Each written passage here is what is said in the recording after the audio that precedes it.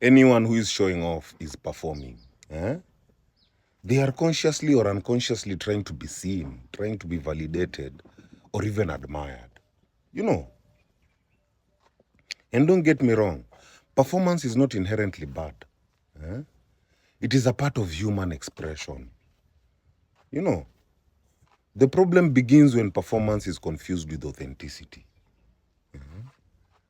When you merge the two, you start living a double life. One for the world and one for your soul. You know, that internal split is what creates cognitive dissonance. The tension between who you are and who you pretend to be.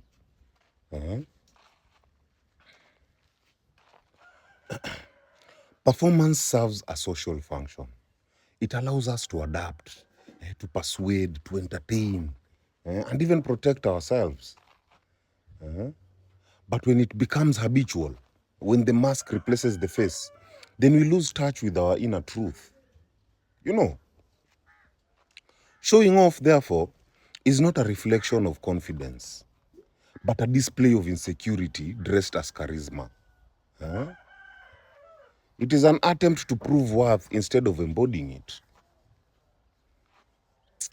However, if you choose to perform, do it consciously. Make it art.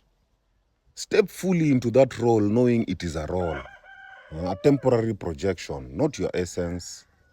You know, the difference between an actor and a liar is awareness. The actor knows when the curtain falls and the liar doesn't.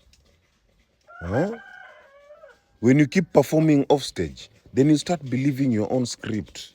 And that's when internal conflict begins. The friction between appearance and authenticity. Psychologically, this internal friction manifests as cognitive dissonance. The discomfort that arises when behavior contradicts belief.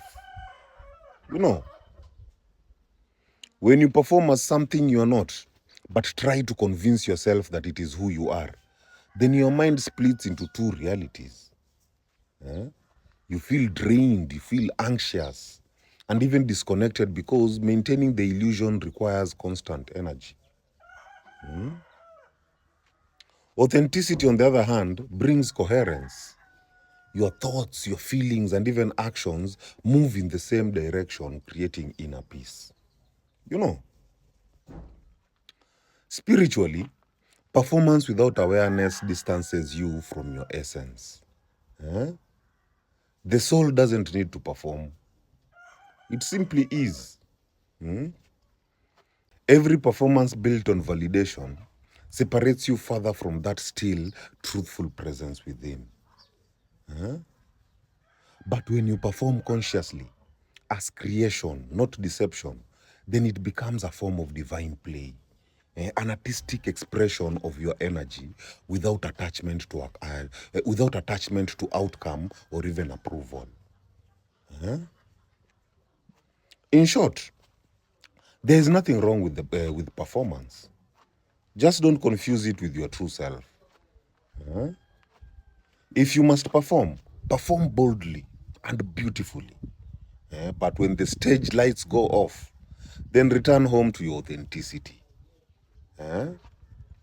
The art of life is knowing when to play the role and when to be the soul. My people, heal. Heal.